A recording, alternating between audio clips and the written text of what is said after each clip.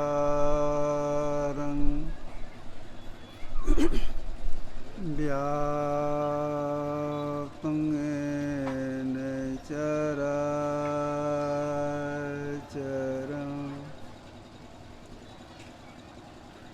तत्पदं दर्शितं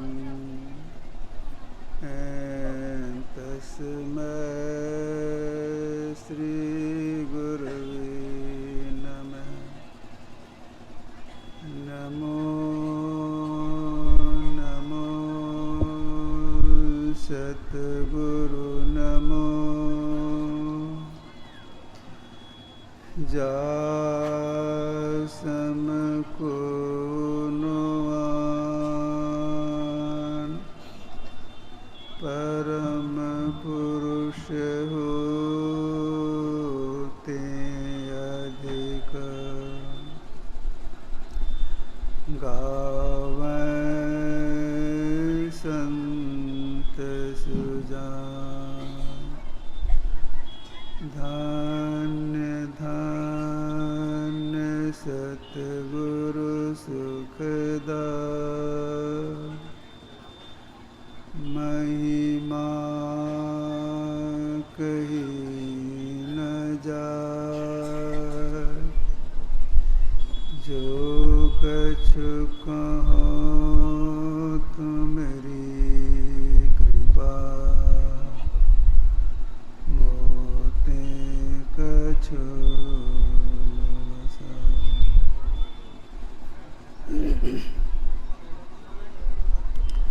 सम्माननीय साधु समाज, धर्म प्रेमी सज्जनों, माताओं एवं बहनों,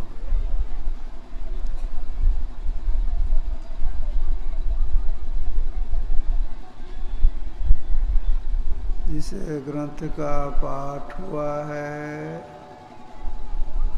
उसके लेखक हैं गोस्वामी तुलसीदास जी महाराज। जब तुलसीदास जी महाराज का जन्म हुआ तो वे सबसे पहले राम बोले थे, रोए नहीं थे, राम बोले थे। इसलिए उनका एक नाम राम बोला भी रखा गया है, राम बोला।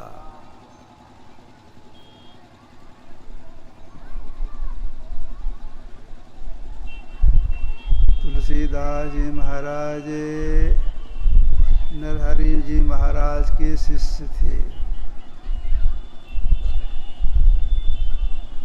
एकांत में बैठ करके साधना करती थी। साधना में प्रगति हो गई थी, फिर भी साधना करती रहती थी। उस समय अपने देश में सती प्रथा थी।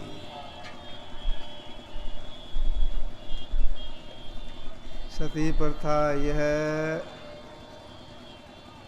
अगर किसी माँ बहनों के पति मर जाती थी तो उन माँ बहनों को अपने पति के संग में जलना पड़ता था। अगर वे जलना नहीं चाहती थी तो उनके परिवार के लोग, समाज के लोग जबरन जला देती थी। यही सती प्रथा थी उस समय में।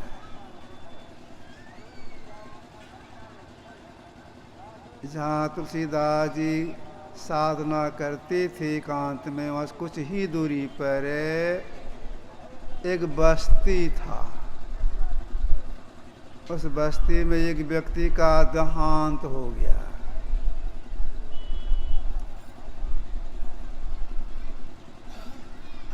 तो जिनके यहाँ देहांत हुआ उस परिवार में बेसी आदमी नहीं थे। एक पुरुष वर्ग, उनकी पत्नी और 2-3 बच्चे, इतना ही उनका परिवार था। पुरुष मर गए तो समाज के लोगों ने कहा कि देखो तुम्हारे पति तो मर गए। उस महिला से बोले तुम्हारे पति तो मर गए,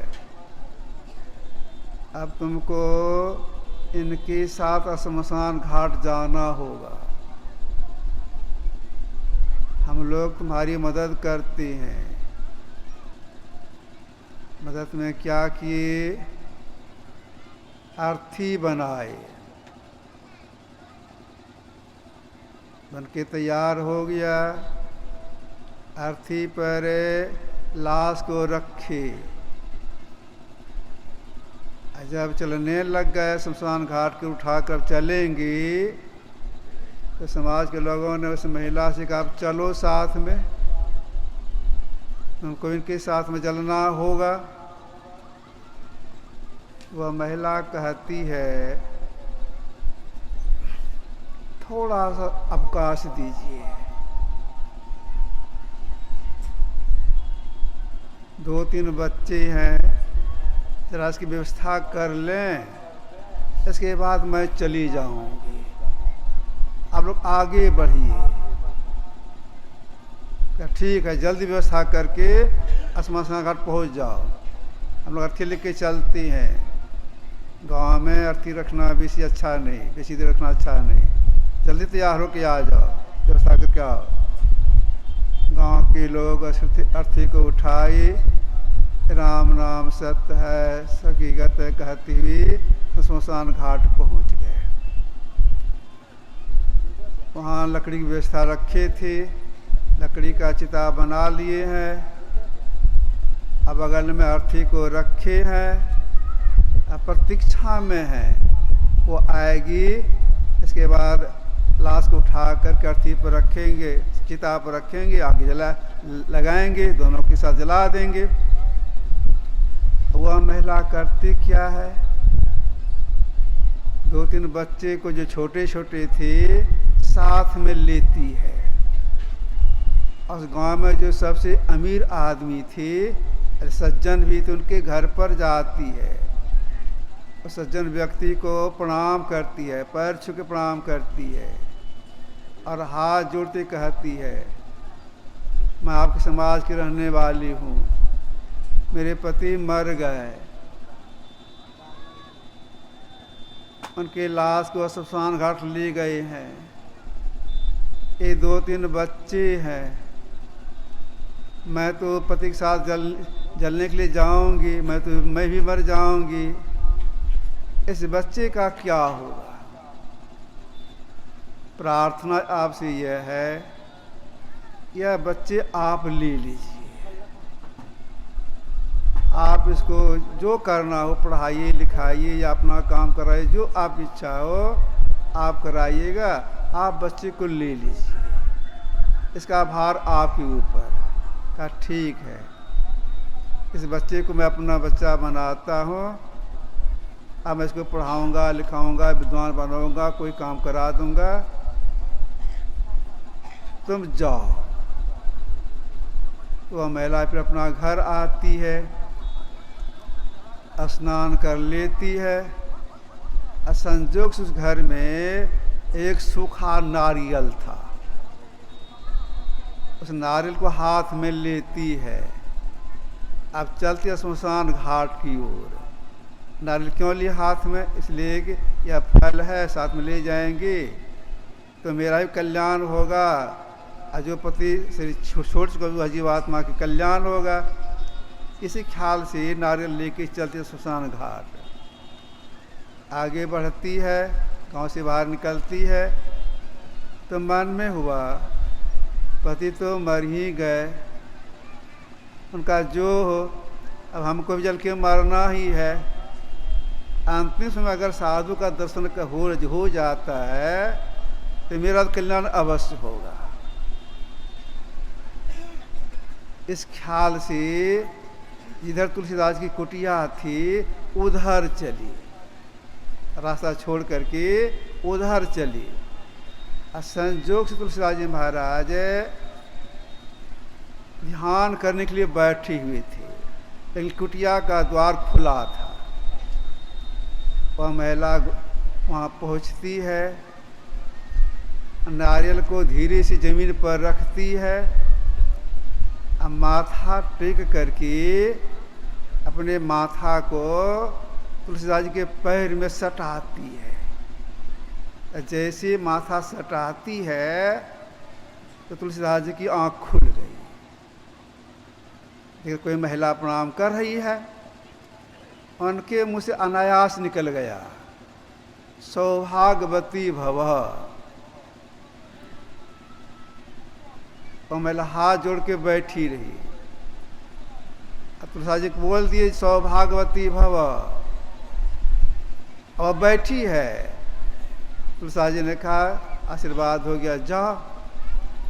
वह महिला कहती है बाबा आपने आशीर्वाद दिया सौभाग्यवती भव, लेकिन मेरे पति तो मर गए, लाश चला गया शमशान घाट।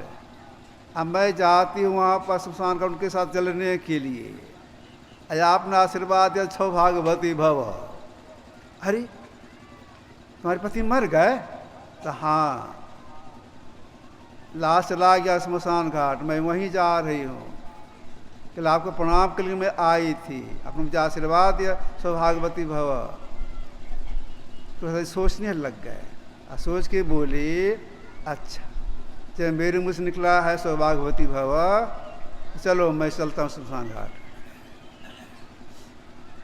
आगे आगे तुलसीदास जी, पीछे पीछे महिला, अब चली कहाँ शमशान घाट की ओर।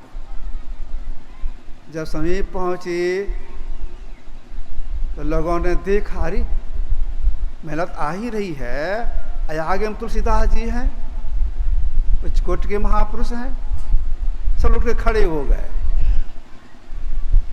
तुलसीदास जी वहाँ गए, सब लोग बैठ जाओ, सब लोग अलग से प्रणाम करके बैठ गए। तुलसीदास जी ने कहा सुनो, वो जो लाश अर्थी पर रखा हुआ है, रस्सी से बांध दिए हो, रस्सी को पहले खोल दो। मुझ का रस्सी से बांधा जाता है, क्या रस्सी को पहले खोल दो। तो रस्सी खोल दिया गया, सब लोग बैठे रहो। एक दो आदमी मिलके खोल दिए और फिर जाके बैठ गए। तब उस महिला से बोली ये तुम्हारे पति है ना? हाँ हाँ बाबा मेरे पति हैं। अब तुम एक काम करो, इसके समीप सट के बैठो। सट के बैठ गई। का एक काम करो, अपना दोनों हाथ इसके छाती पर रख दो। तो महिला करती क्या है, तो अपने दोनों हाथ को उस लाश पर, जिनके पति की लाश हो गए थे, मर गए की लाश बन रही थी, छाती पर रख दिए।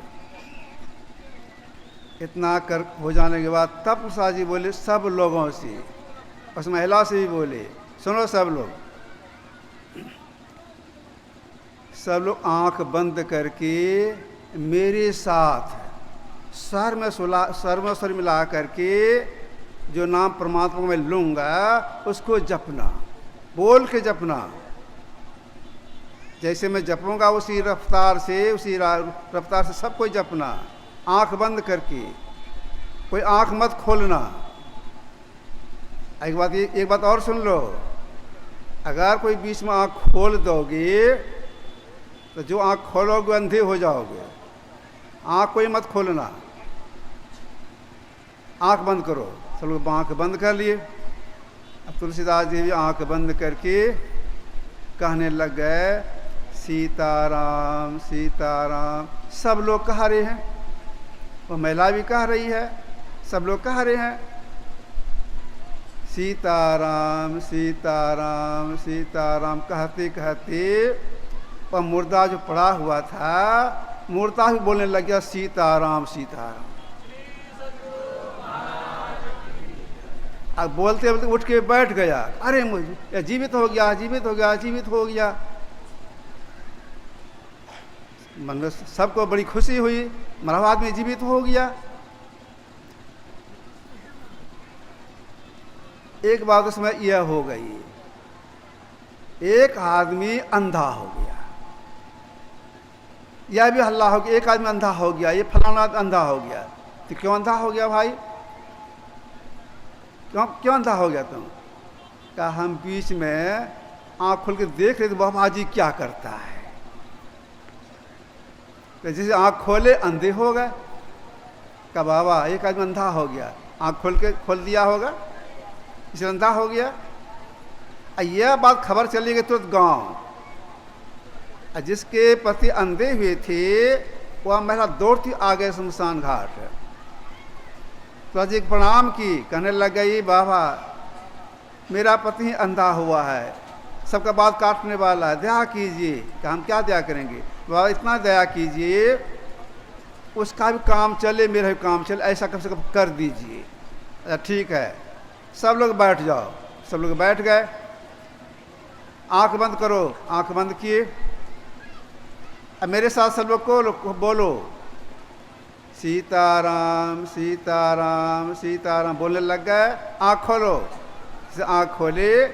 जो पूरे अंधे हो गए थे उनकी एक आँख में रोशनी आ गई, लेकिन उनकी पत्नी की एक आँख यहाँ खराब हो गई, बराबर हो गया दोनों, एक एक आँख। ऐसे थे तुलसीदास जी महाराज। इन्होंने नाम के संबंध में लिखा, नाम जप करना चाहिए। अब देखिए परमात्मा के जपने की बहुत से नाम हैं। दादू सृजन हार केते नाम अनंत। सृजन परमात्मा, परमात्मा के बहुत से नाम हैं। उन नाम में से एक नाम जपने के लिए महापुरुष बताते, एक नाम, अनेक नाम ने एक नाम। जो एक नाम को ठीक से जपती हैं तो जपते जपते जपा सिद्धि हो जाती है। जपा सिद्धि में क्या होता है? तुलसीदास जी महाराज लिखा है तो मंत्र परम लघु जासु बस विधि हरि हर सुर सर्व महामद गजराज के बस कर अंकुश खर्व। मंत्र परम लघु, लघु मतलब छोटा, विशेषण लघु परम। मंत्र परम लघु मतलब बहुत छोटा। अगर कोई जप करके सिद्ध कर लेती है तो ब्रह्मा विष्णु महेश और सब देवता उनके बस में हो जाती हैं। किस तरह से बस में हो जाते हैं तो उदाहरण देकर समझाया गया। महामद गजराज के बस कर अंकुश खर्व। जैसे बड़ा हाथी जानवर को बस में करने के लिए महावत के हाथ में यानी पहलवान के हाथ में एक हाथ का डंटा रहता है और डंटे के एक सिरे पर एक कांटी गड़ा हुआ रहता है।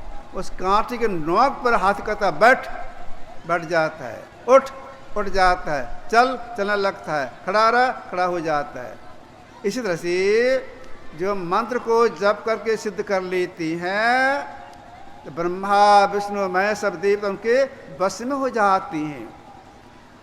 तो मंत्र जप तीन तरह से किया जाता है। बोल बोल करके, जिसे कि अपने भी सुने दूसरे लोग भी सुने। धीमे स्वर से कि अपना कान सुने और लोग नहीं सुने। तीसरा है मन ही मन, अपना कान भी नहीं सुने, मन ही मन मंत्रावृत्ति हो। यह सब जपों का राजा है। इसी को कहा गया है मानस जप। तो मानस जप सब जपों का राजा है। अब मानस जप करना है, मन ही मन जप करना है। जब साधक जप करना प्रारंभ करती है, थोड़ा जप होता है मन भाग जाता है।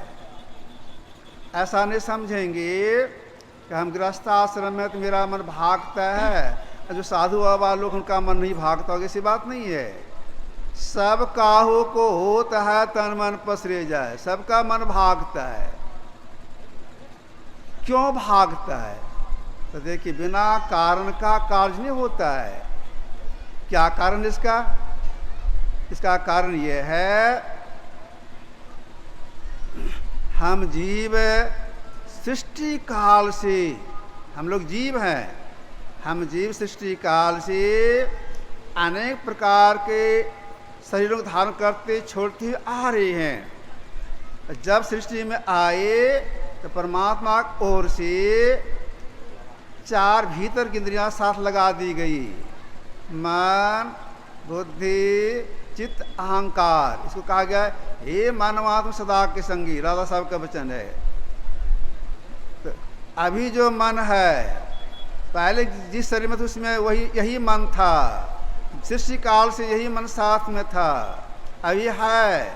तो जिस शरीर में जाकर जो कर्म किए हैं, सारा संस्कार मन पर पड़ा हुआ है। यही कारण है कि जब करने के लिए बैठते हैं गप शुरू हो जाता है, जब करने के लिए बैठते हैं विषय का चिंतन होने लगता है। यही कारण है कि सृष्टि काल से मन पर संस्कार पड़ा हुआ है। मान लीजिए अपने कर्मानुसार अगर कोई व्यक्ति हाथी जोनी में गया हो, वह संस्कार पड़ा हुआ है, सिंह जोनी में गया हो वह संस्कार पड़ा हुआ है, सांप जोनी में गया हो वह संस्कार पड़ा हुआ है। तो सांप में यही मन था जो अभी वर्तमान में है। अगर कोई बंदर जोनी में गया होगा तो यही मन था, बंदरति कामी। अब तब करना क्या चाहिए? काम तो इसी मन से लेना है। तो यहाँ पर महापुरुष कहना है पुरुषार्थ करना होगा। क्यों? पुरुषार्थ के पीछे पीछे भाग चलता है। पुरुषार्थ में क्या करें? पुरुषार्थ में यही कि जैसे मन जप को छोड़ करके भागे, उसी क्षण लौटा कर जप लगा देना चाहिए, विलंब नहीं करना चाहिए। यही पुरुषार्थ करना पड़ता है। गुरुदेव संसार के लोगों को उपदेश दिए, जहाँ जहाँ मन भागी जाए तहाँ तहाँ से तत्क्षण फिर लगाइए ध्येय में आपन, ऐसे प्रतिहार धारण धर के, अरे हारे में आरो आगे बढ़िए चढ़ी दरदा धर के। जहाँ जहाँ मन भागी जाए तहाँ तहाँ से तत्क्षण, मतलब तुरंत, देरी नहीं, तत्क्षण को लौटाइए और जप में लगा दीजिए, विलंब नहीं कीजिए। अगर विलंब करेंगे तो मन तो ऐसा शैतान है, जब कराते कराते घंटों बीत जाएगा, संकल्प विकल्प का अंत ही नहीं होगा। शैतान है। अब मन से हमको जप करना है,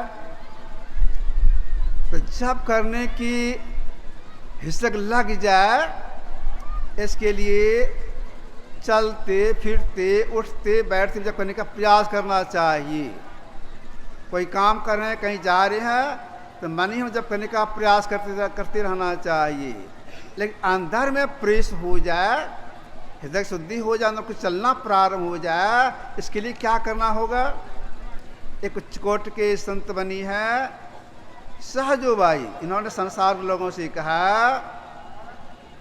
बैठे लेटे चालते खान पान विहार, जहाँ तहाँ सुमरन करे सहजो ही निहार।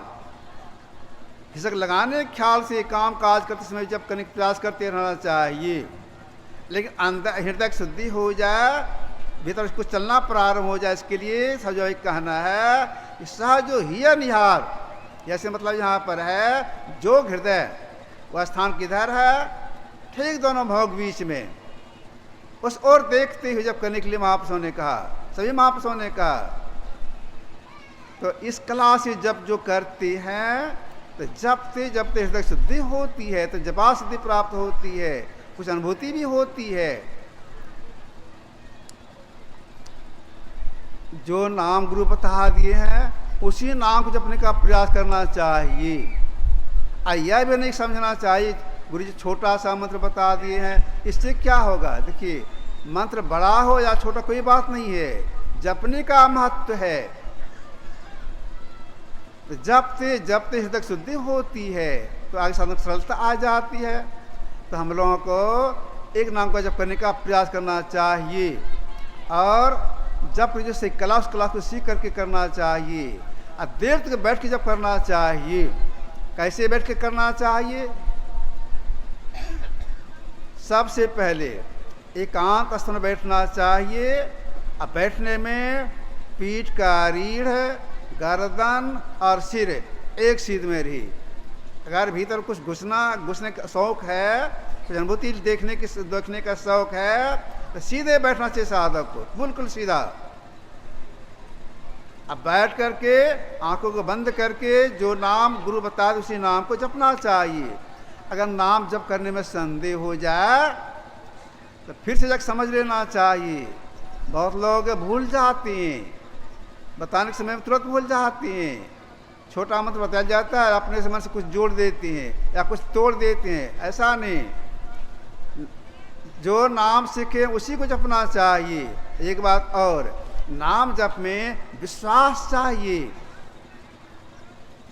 विश्वास से यह नाम हम सीखे हैं, इसी नाम के जपने से हमारी हृदय शुद्धि होगी और आगे की साधना सरलता आ जाएगी। देखिए, गुरु द्वारा जो मंत्र मिलता है उस मंत्र का कोई कीमत लगा नहीं सकता है। एक शब्द शिष्य को जो गुरुदेव बताए, धरती द्रव नहीं, जो दे कर ऋण उतराए। थोड़ा छोटा सा मंत्र बता दिए, उसका कोई कीमत लगा नहीं सकता है। धरती पर द्रव ही नहीं है, देखिए उसका कीमत बराबर चुका दें। जैसे देखिए, जप करने से हृदय शुद्धि होती है, परमात्मा अनुभूति होती है। और अनुभूति में यह सिमरन तभी जानिए रोम रोम धुनि हो, कुंज कमल में बैठ के माला फेरे सो। जहाँ पर किसी जितने रुई हैं, अपना उस प्रत्येक रोए में उस मंत्र का भविष्य शुरू होता है। यह है परमात्मा अनुभूति। अगर किन्हीं के पास में 10 बीघा जमीन है, कुछ बैंक बैलेंस है और कुछ है, किसी को दे, हम इतना चीज़ आपको देते हैं, 10 बार जमीन भी लिख देते हैं, मेरे अंदर में, मेरे शरीर में जो रुएं हैं उसमें जरा उस मंत्र का उच्चारण करवा दीजिए, तो करवा सकेंगे? ऐसा नहीं होगा। धरती पर द्रव नहीं, जो देख ऋण उतरा है, कितना भी द्रव दे करके काम कोई नहीं करा सकता है। तब जो एक नाम का जप करते हैं, शिव करते हैं, परमात्मा अनुभूति प्राप्त होती है। नाम जप करने से जपाशी तो होती है, साथ साथ परमात्मा अनुभूति प्राप्त हो जाती है। प्रत्येक रोए से मंत्र का भविष्य होना परमात्मा अनुभूति है, बाहरी उपास्य नहीं होगा। जप करने से ऐसा होता है। और देखिए, जो नाम जपा जाता है तो नाम संबंधी रूप उनके सामने अनायास आ जाता है। अगर कोई हे राम जपेंगे, उनके सामने राम को उपस्थित होना पड़ेगा, राम आएंगे। गुरु मंत्र जपेंगे, गुरु आएंगे। शिव मंत्र जपेंगे, शिव आएंगे। तो नाम रूप पकड़ के सामने ले आता है। तुलसीदास जी महाराज लिखा है, देखे रूप नाम अधीना, रूप नाम के अधीन में है। तब यही है, हम साधकों का काम है जपने का प्रयास करना, हर से जपने का प्रयास करना। प्रयास करते हैं, मन भाग जाता है। क्यों भागता है भाई? एक कारण यह भी है कि हम संसारासक्त हैं, इसलिए मन जल्द भागता है। जो संसारासक्त रहेंगे उनसे जप नहीं होगा। तब संसार में रहना है, लेकिन विरक्त भाव में रहना है, अनासक्त होकर रहना है, तब उनसे जप होगा। गुरुदेव संसार लोगों को उपदेश दिए, अनासक्त जग में रू भाई, दमन करो इंद्रिय दुखदाई। संसार में रहना है, संसार से संभाल करना है, लेकिन अनासक्त भाव से। जो आसक्त भाव में रहते हैं, तो थोड़े काल के लिए उस जीव को दुखदायी शरीर में जाना पड़ता है, आसक्ति कारण। जैसे देखिए, एक राजा थे, उनका नाम था भरत। जंगल चले गए, राजपट छोड़ी जंगल चले गए, तपस्या करने लग गए। एक दिन वे राजा साहब नदी किनारे आए। नदी में थोड़ी सी पानी थी, पानी लेने के ख्याल से आए थे। और संजोग से क्या होता है, उसी समय एक हिरनी आती है, पानी थोड़ा सा घुस करके वह पानी पीने लगती है। इतने में क्या हो गया?